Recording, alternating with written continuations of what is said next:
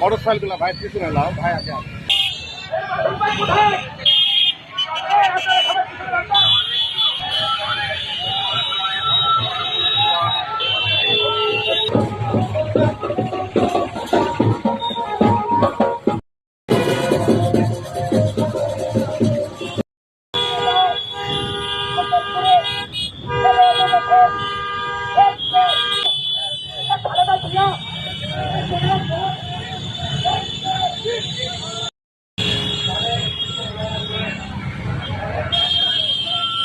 আমরা জয়পুরহাট 2 আসন থেকে আমি মনোনয়ন প্রত্যাশী। আপনারা জানেন আমাদের তারুণ্যের অহংকার, আগামী দিনের রাষ্ট্রনায়ক তারেক রহমান 31 দফার ডাক দিয়েছেন।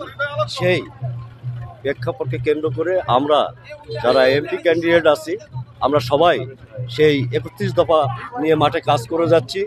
আজকে যে মোটরসাইকেল শোভাযাত্রা সেটা ওই 31 দফারই একটি অংশ।